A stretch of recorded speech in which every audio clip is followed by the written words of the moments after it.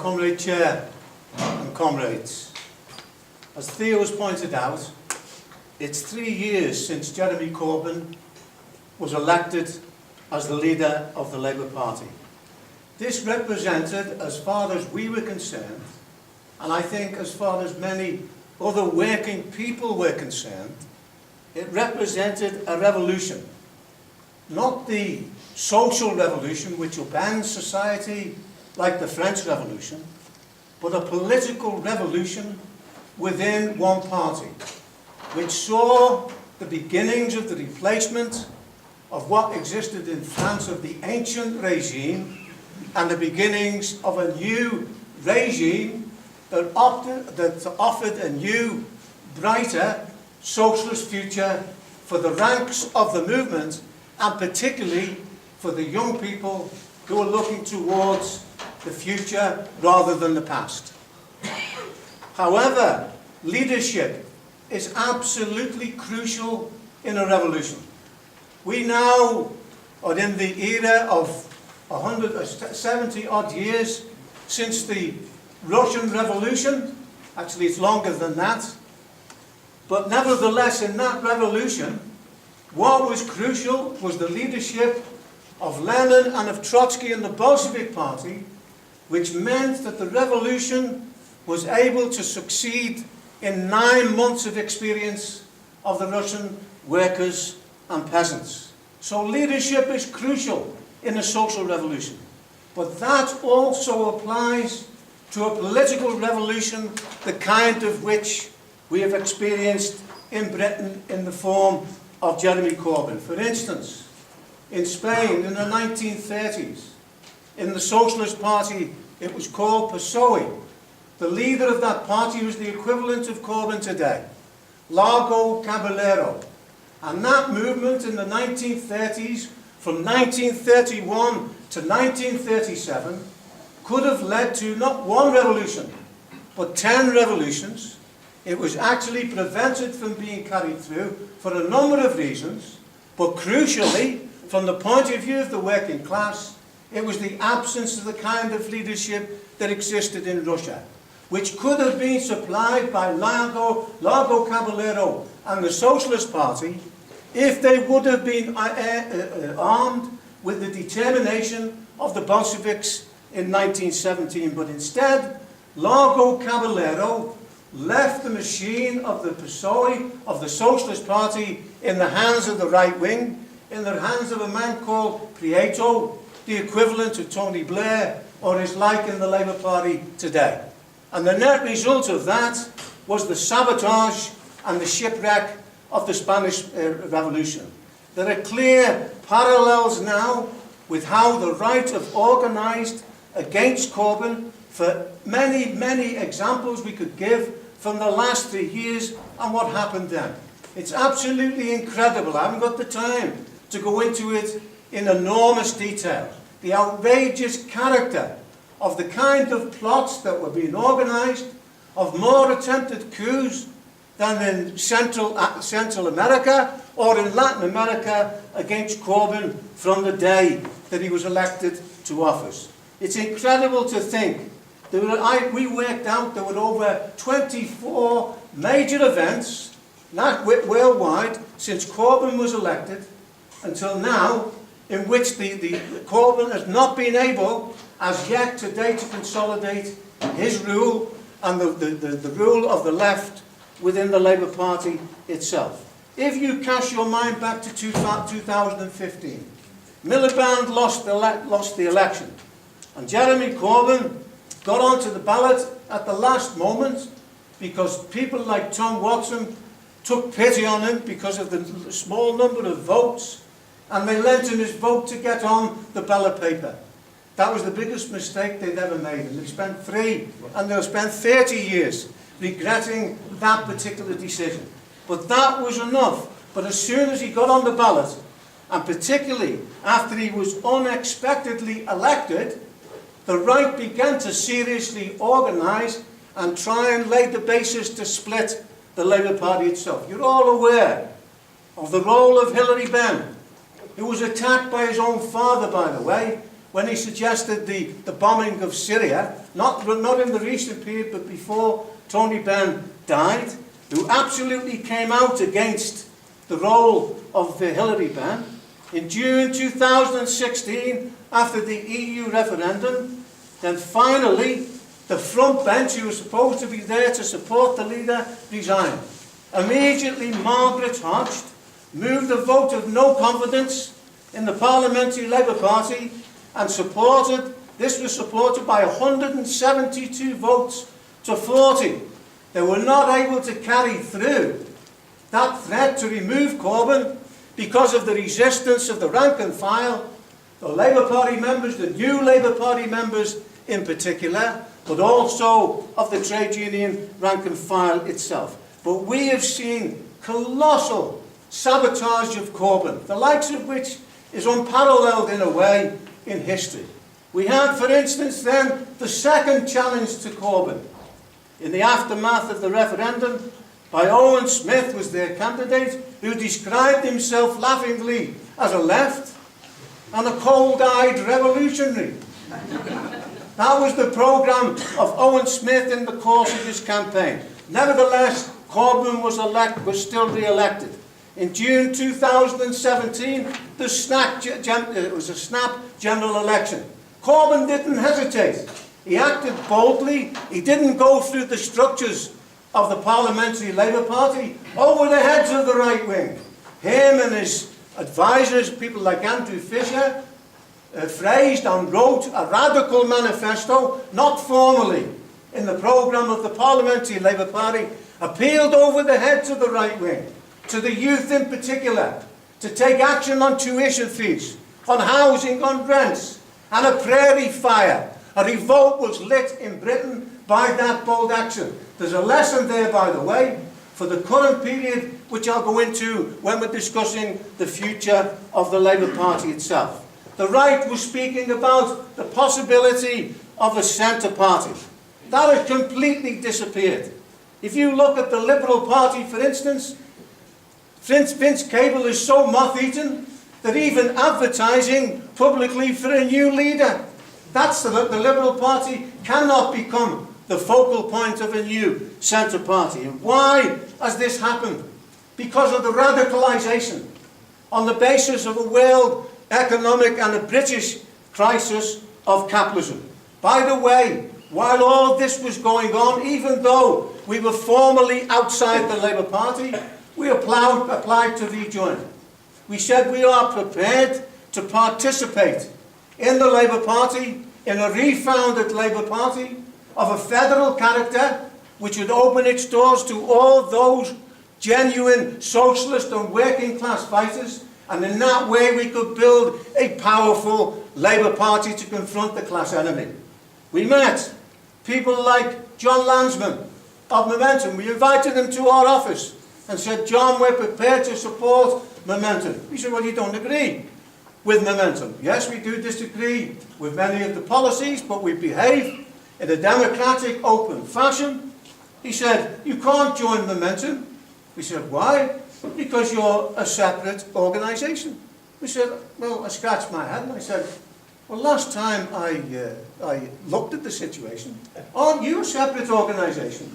In fact, the right now say that Momentum is the new militant in the Labour Party. It's not, believe you me, on the basis of the policies and programme that we have pursued. But he said, well, if you join Momentum and then the Labour Party, you have to leave your organisation and your paper at the door. I said, but you don't do that. You've got your own equivalent of a newspaper and your own organisation, and all the accusations against us are being organised will be held at you. And when the right wing said, well, you were organised, we said, yes. Our crime is we're much better organised than you to get our point of view accepted within the Labour Party itself. And above all, John Lansman said, we're not going to support your proposal for mandatory reselection. We said, why? Well, the Labour Party is a broad church. It will be a distraction from the support for Corbyn. We said, mandated Corbynism and Jeremy Corbyn without mandatory reselection is like a knife without a blade. There will be no danger to the right wing. And isn't that the experience that we've had in the course of the last 10 years? This is not just a danger for the Labour movement today. When the right wing talk about having a broad church, I'm afraid I have to be a little bit cynical. Because when that argument was used by Tony Benn in the 1980s, we need a broad church, and he was defending us, saying, well, like a bird, we need a right wing, and we need a left wing. Well, I don't believe that, by the way, because there's a law in politics. When the right get control, they will go for the throat of the left. When the nominal left get control, it's a question of live and let's live. Let's be absolutely clear about this. The present right wing, the Blairite right wing, who are up to their necks in neoliberalism, who carried through the greatest programme of privatisation in the history of Britain, who are responsible for the agonies, or partly responsible, along with the crisis of capitalism and this present government, are responsible for the agonies of working people today. In that sense, they have blood on their hands. We say very simply, get rid of them. If you don't get rid of them through a democratic discussion and debate, we're not saying expel people like they summarily expelled us. Why did they expel us? For fighting and defeating Thatcher in the poll tax. For fighting and defeating Thatcher in the Liverpool struggle. Go through a process of discussion and debate. Mobilise the new generation coming into the Labour Party. Arm them with a perspective for struggle. Arm them with a socialist programme. And with mandatory reselection. Of course they would be raw. They would have to learn. But they would be immeasurably better than the time service who in the Parliamentary Labour Party and in local councils who are carrying through the dirty work of the government at the present time. Then we had the attitude of George Osborne, who gave the left a little bit, the right rather, a little bit of advice in relation to the way they should act within the Labour Party. Isn't it kind of a Tory Chancellor, as the editor of the Evening Standard, giving advice to us in the Labour movement about the way we should conduct ourselves? And he made a very interesting point. He said, Tom Watson is acting in the national interest in deciding to stay in the Labour Party.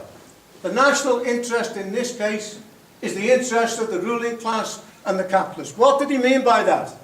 He has, as we have, he's drawing on historical parallels of what happened in the past when people like Tom Watson and the right wing, who are unreconciled to the demands of the new rank and file that's come into the Labour Party, don't believe as we believe in struggling against capitalism and linking that to a new socialist society.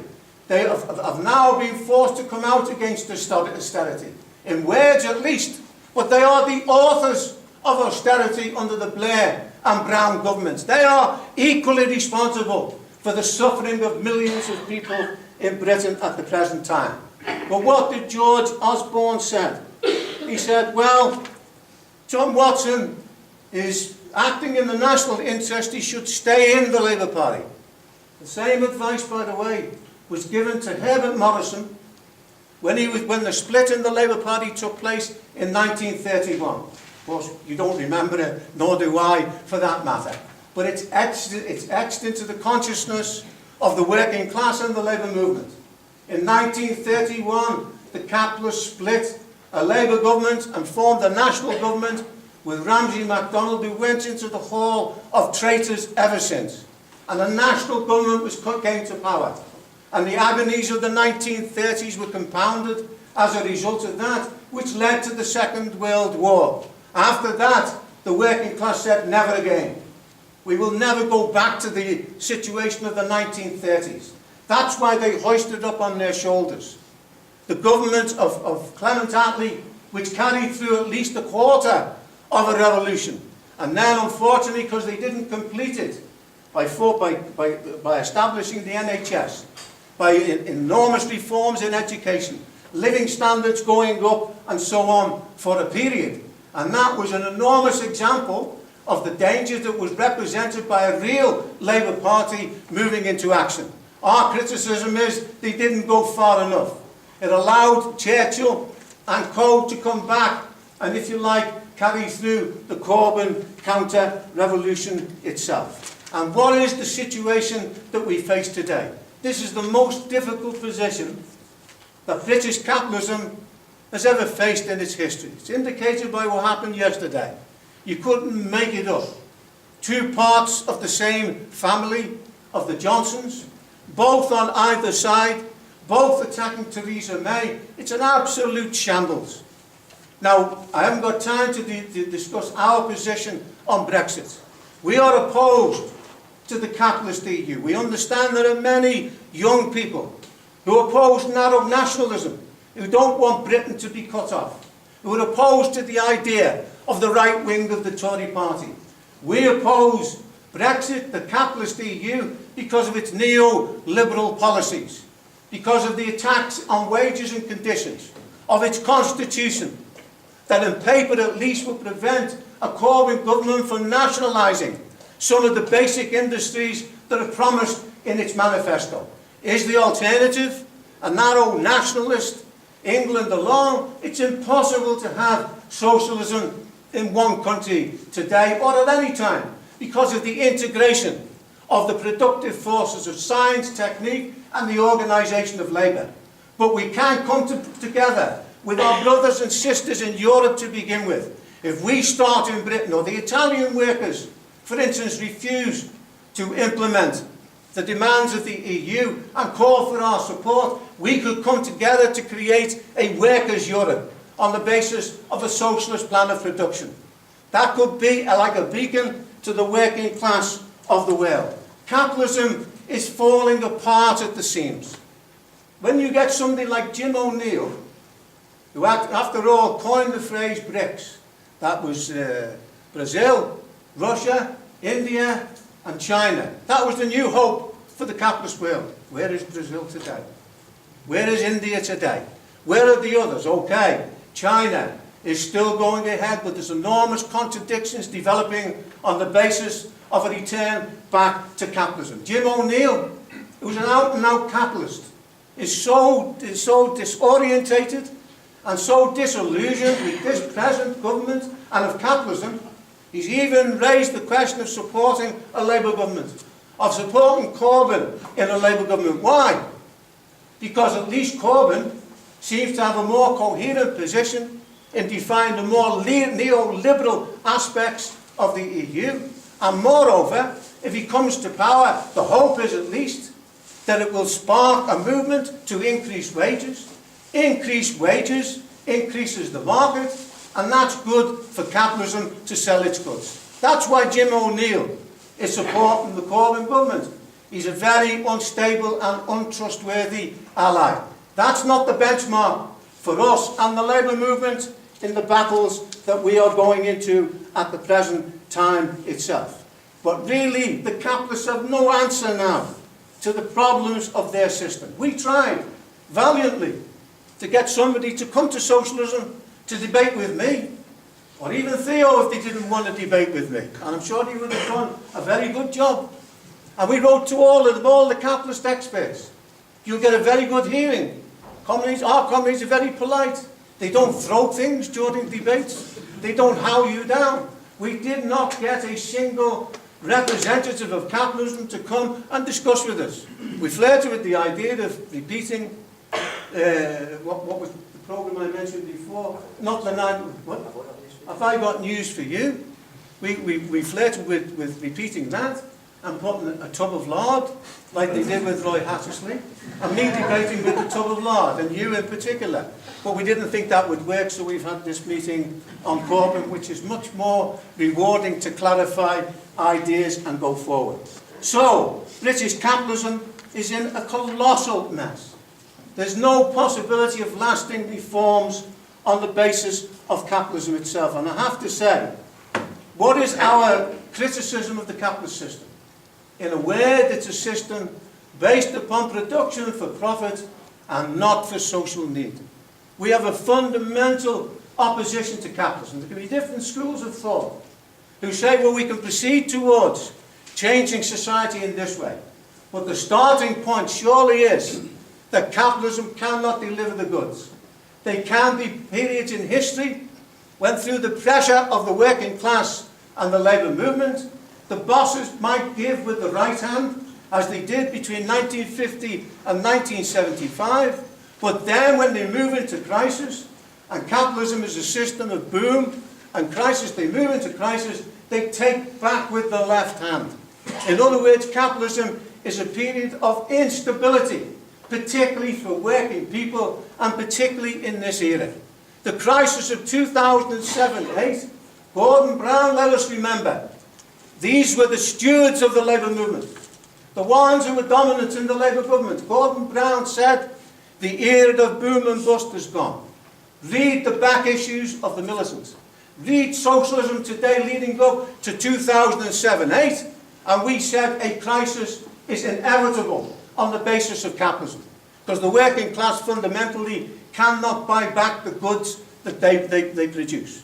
And what the surplus goes, therefore, into the pockets of the capitalist, that surplus value, some of it's retooled, goes back into production, but if not enough of it go back into production, and there's no outlet, there's no profitable outlet, then capitalism then faces a crisis. It's not the result or the fault of this or that individual. They can aggravate the problems of capitalism. It is because of the nature of capitalism itself.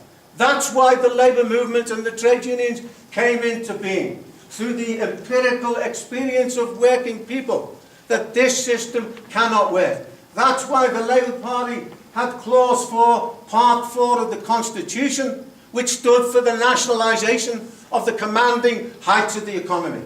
What does that mean today? 100 companies control the destiny of the British people. That's not democracy. I will give figures tonight at tonight's rally in relation to the US, which shows that what we have is not capitalist democracy. We have a dictatorship of capital by a few giant firms that hold humankind in chains, not just economically, but environmentally, and in every other respect as well. And any government will come up point blank against the sabotage of capitalism, and we have to be prepared to confront that. And unfortunately, I do not think that the ruling class will be trembling in their boots when they listen to John MacDonald going round the different boardrooms and pleading with the capitalists to invest back into industry. He's come forward with the idea of a co-op where 10% of equity is in the hands of the workforce. It will work. It's been tried before. There is illusions in the possibility of reforms. I'm in favour of reforms. I was in favour of the reforms in Liverpool. I was in favour of the reforms of stopping the poll tax.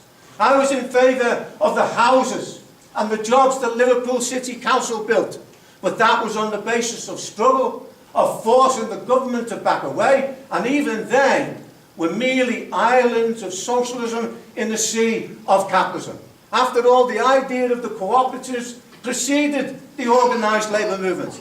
Look at the genius of Robert Owen, of the utopian socialist. What a marvellous individual he was, in showing the way that education could come to children, in the sharing out of the resources, of schools, so on and so forth. That was a little anticipation of socialism, if you like, on a national and an international scale. But it did not work in isolation. It was an island of socialism in a sea of capitalism. And unfortunately, John MacDonald's proposals, as worthy as they are, will come up against the resistance of capitalism and resistance of the ruling class itself. And therefore, I think that we have to come forward with a clear programme linked to a defence of the conditions of working people. In the forthcoming election, this will be commented on maybe tonight, but more extensively at the rally tomorrow evening, when we'll spell out our attitude towards a general election. We will not put up candidates against Corbyn, genuine Corbyn candidates who stand for what Corbyn stands for, at least for the beginnings of the change. But at the local level, on the basis of the little butchers, the councillors, right-wing councillors, who are still in situ in the main, or overwhelmingly in situ. The little butchers, as I call them, carrying through the tasks of the big butcher in number 10 Downing Street and cutting the living standards of working people, of library workers and so on. If we didn't stand in elections, I'll tell you this, there will be library workers, there will be local government workers, there will be teachers who will say we're not prepared to support you if you're carrying through the dirty work of this government, or even under the Corbyn government, the dirty work of the system itself.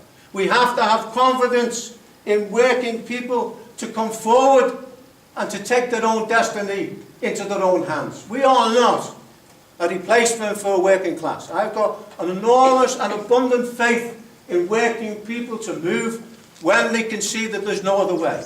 Look at the Glasgow women and the strike that they've organised in the last 2 weeks, which will be spelt out at the rally this evening. That's possible anywhere and everywhere. We're in this period when we're celebrating, and I'm a historian of the French Revolution. I've written a book on the French Revolution, as Theo kindly pointed out. And that revolution was above all a demonstration of the masses beginning to take fate into their own hands. It's you, it's working people who are the driving force of change in history. They need a guiding organisation, not to lecture to them, but to share all the difficulties in struggle, to mobilise with working people against this system, to give power and strength to the working class through victories and, yes, some setbacks and defeats. And in that way, organise a steeled working class above all of the new generation who say we've had enough of this limited horizons of capitalism. There are limitless possibilities on the basis of a planned, democratic, socialist society where the commanding heights are taken over by the working class, where then we can deal with housing, education, and all the other issues which working people are thinking about at the present time. Will it be a one-party totalitarian regime? That's absolutely impossible. That a Stalinist regime could arise in Britain. Yes, in backward Russia, where the majority of the population were peasants at the time, and there was a glorious attempt to establish a new regime. It gave us a glimpse. But this is not Russia. This is an advanced industrial country with an educated and a cultured working class who can take hold of the modern means of communication and begin to run society. It doesn't have to be run by a handful of coupon clippers or so-called specialist managers. Every factory, every worker knows in a factory or an office, the average worker knows how to run the place as well as, if not better, than the management itself. That can be organised on the basis of general, organised control in a democratic fashion, the election of all officials and the right of recall. No official to receive more than the average wage of a skilled worker. In other words, workers' control and management in place of a dictatorship of capital or even a Stalinist dictatorship to stop a bureaucratic degeneration. What other path is there for the working class? The other path is capitalism, a path of poverty, a path of a tax on what you've already got, and increasing misery for broad sections of the poorest sections of the working class. We reject that. The Socialist Party rejects that. That's barbarism. We are for organising working people into a party, into big trade unions and effective trade unions, coming together with our brothers and sisters in Poland, in France, in Germany, through the Committee for the Workers' International in embryo. We are not a mass international, but that's the way the movement will go, of organising the working class on an international scale to take the levers of power out of the hands of the capitalists and put it in the hands of the working class. And that battle starts here by taking the power in the Labour Party, by defeating the right, by organising a democratic Labour Party, and in that way lighting a fire under capitalism that will destroy this system and open up a new socialist, democratic world in Britain and international. Thank you.